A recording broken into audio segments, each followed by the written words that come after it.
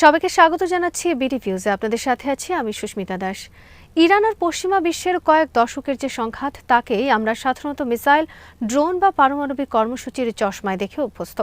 কিন্তু আরেকটি প্রায় অজানা শক্তি রয়েছে ইরানের, যেটি ঠিক আলোচনায় আসে না। গভীরভাবে বিশ্লেষণ করলে দেখা যায় ইরানের সবচেয়ে শক্তিশালী অস্ত্রটি কোনো ধাতব অস্ত্র নয়, সেটি হলো একটি ফতোয়া। ইরানের কাছে যত আধুনিক মিসাইলই থাকুক না কেন, সেগুলো একসময় হয়তো ফুরিয়ে যেতে পারে বা প্রযুক্তিগতভাবে পুরনো হয়ে যেতে পারে। কিন্তু 1989 সালে ইমাম খোমেনি যে ফতোয়াটি দিয়েছিলেন, সেটি কয়েক দশক ধরে পশ্চিমা দুনিয়াকে এক অদৃশ্য আতঙ্ক হয়ে তাড়া করে ফিরছে। এই ফতোয়া কেবল একজন ব্যক্তির বিরুদ্ধে ছিল না, বরং এটি ছিল একটি আদর্শিক যুদ্ধের ঘোষণা, যা বিশ্ব রাজনীতি এবং সংস্কৃতির গতিপথ চিরতরে বদলে দিয়েছে। বিস্তারিত থাকছে হায়দার সাইফের প্রতিবেদনে।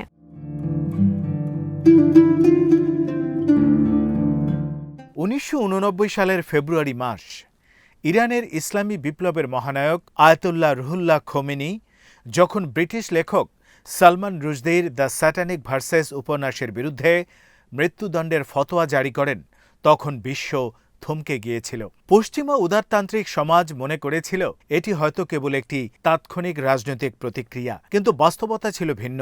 এই ফতোয়া ছিল আধুনিক ইতিহাসে প্রথম এমন একটি ঘটনা যেখানে একটি মুসলিম রাষ্ট্রের প্রধান তার দেশের সীমানা ছাড়িয়ে সুদূর পশ্চিমে থাকা কোনো ব্যক্তির বিরুদ্ধে ঐশ্বরিক বিচার কার্যকর করার ডাক দিয়েছেন।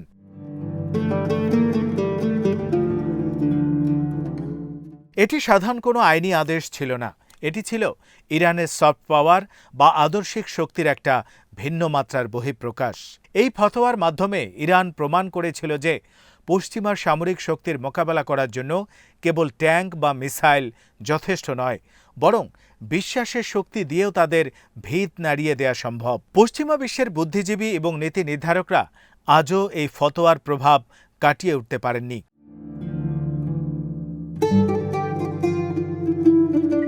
ইরানের ক্ষেপণাস্ত্র ভাণ্ডার নিঃসন্দেহে শক্তিশালী। তাদের ফাত্তা বা খেইবার মিসাইলগুলো মধ্যপ্রাচ্যে ইসরায়েল ও মার্কিন ঘাঁটির জন্য বড় হুমকি। কিন্তু মিসাইল দিয়ে বড়জোর একটি ভবন বা শহর ধ্বংস করা যায়, মানুষের চিন্তা বা সংস্কৃতিকে নিয়ন্ত্রণ করা যায় না। ইরানের ফতোয়া ঠিক সেই কাজটি করেছে। সালমান রুশদির বিরুদ্ধে দেয়া সেই ফতোয়া গত ৩৫ বছরেও ঝিমিয়ে পড়েনি। ২০২২ সালে নিউ ইয়র্কে তার উপর যে হামলা হলো, তা বিশ্বকে আবার মনে করিয়ে দিয়েছে যে ইরানের এই অদৃশ্য অস্ত্রটি কতটা জীবন্ত।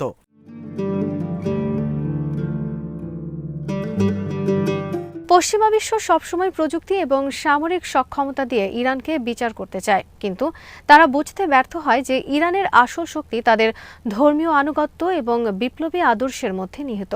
যখন একজন সাধারণ মানুষ কয়েক হাজার মাইল দূরে বসে কোনো নেতার একটি মাত্র কথায় নিজের জীবন বাজি রেখে কাজ করতে প্রস্তুত থাকে, তখন সেই নেতার ক্ষমতা পারমাণবিক বোমার চেয়েও বেশি হয়ে দাঁড়ায়। এই ফতোয়াটি ইরানের জন্য এমন এক প্রতিরক্ষা কবচ তৈরি করেছে, যা কোনো আয়রন ডোম দিয়ে ঠেকানো সম্ভব নয়।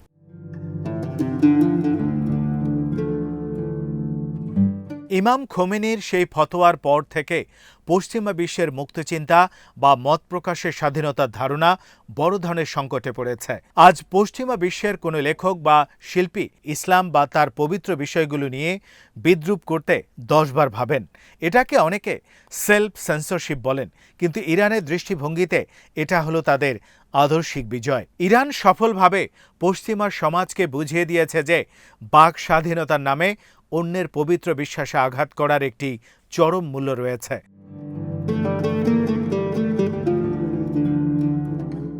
পশ্চিমা মিডিয়া বা বুদ্ধিজীবীরা যতই একে ভয় বা অগণতান্ত্রিক বলে প্রচার করুক না কেন, বাস্তব চিত্র হল ইরানের একটি ফতোয়া পশ্চিমা বিশ্বের পুরো একটি সংস্কৃতিকে বদলে দিয়েছে। আজ যখন কোনো বড় প্রকাশনী বা মিডিয়া হাউস সতর্কতার সাথে কন্টেন্ট প্রকাশ করে, তখন পর্দার আড়ালে সেই 1989 সালের ফতোয়াটি তাদের উপর নজরদারির কাজ করে। ইরান প্রমাণ করেছে যে তারা কেবল নিজেদের দেশকে রক্ষা করতেই সক্ষম নয়, বরং পশ্চিমাদের ঘরের ভেতরে ঢুকে তাদের জীবনযাত্রাকে প্রভাবিত করার ক্ষমতাও রাখে।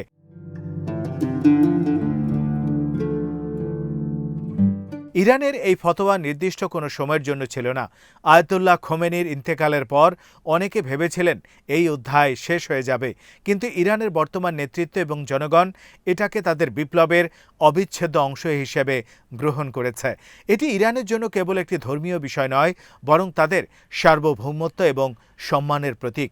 পশ্চিমা চাপের মুখে ইরান কখনোই এই ফতোয়া থেকে পিছু হটেনি।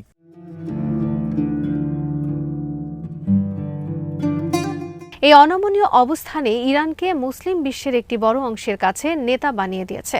যেখানে অনেক মুসলিম দেশ পশ্চিমা বিশ্বের সাথে আপোষ করে চলে, সেখানে ইরান মাথা উঁচু করে নিজের আদর্শে অটল রয়েছে। এই আত্মবিশ্বাসটি পশ্চিমাদের সবচেয়ে বেশি ভাবিয়ে তোলে। তারাও এটা বুঝতে পারে যে ইরানের সাথে চুক্তি করা সম্ভব, কিন্তু তাদের আদর্শকে কেনা বা দমানো সম্ভব নয়।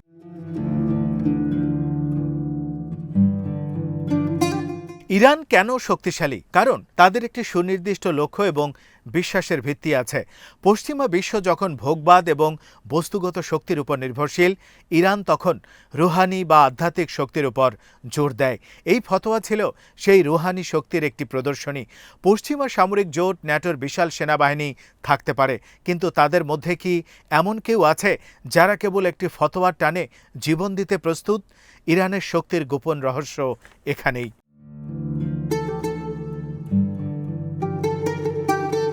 ইরানের মিসাইলগুলো হয়তো একদিন অকেজো হয়ে যাবে, কিন্তু তাদের এই আদর্শিক ক্ষেপণাস্ত্র বা ফতোয়া কখনো তামাদি হবে না। এটি পশ্চিমা বিশ্বের জন্য এক চিরস্থায়ী দুঃস্বপ্ন। তারা চাইলেও একে মুছে ফেলতে পারবে না। আবার মোকাবেলা করার মতো কোনো কার্যকর পথও তাদের জানা নেই। ফতোয়ার কারণে সালমান রুশদিকে বছরের পর বছর আত্মগোপনে থাকতে হয়েছে, যা আসলে পশ্চিমা লিবারেলিজমের পরাজয়ের প্রতীক। ইরান সফলভাবে প্রমাণ করেছে যে পবিত্রতার অবমাননা করলে তার বিচার পৃথিবীর যে কোনো প্রান্তে হতে পারে।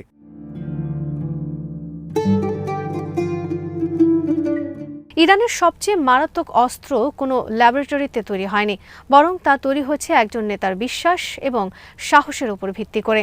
এই ফতোয়া কেবল সালমান রুশদির জন্য নয়, বরং এটি ছিল পশ্চিমা সাম্রাজ্যবাদের বিরুদ্ধে একটি দীর্ঘমেয়াদী চ্যালেঞ্জ। ইরান আজ সামরিক দিক দিয়ে যতটাই শক্তিশালী হোক না কেন, তাদের আসল শ্রেষ্ঠত্ব নিহিত রয়েছে এই অপরাজেয় আদর্শিক অবস্থানে।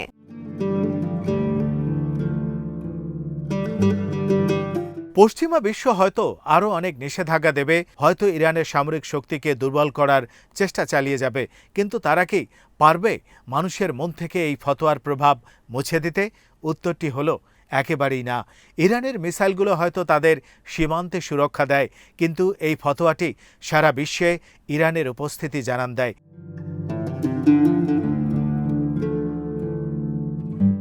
এটি এমন একটি শক্তি যা ফুরিয়ে যায় না এবং যাকে ধ্বংস করার মতো কোনো অস্ত্র আজ পর্যন্ত কোনো পশ্চিমা পরাশক্তি আবিষ্কার করতে পারেনি।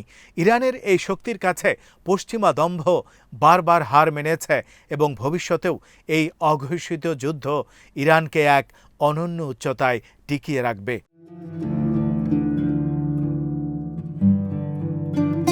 আজ এখানেই শেষ করছি। সবাই ভালো থাকুন, সুস্থ থাকুন আর দেখতে থাকুন বিডি ভিউজ। চ্যানেলটি ভালো লাগলে সাবস্ক্রাইব করুন। সংযুক্ত থাকুন আমাদের ফেসবুক পেজে।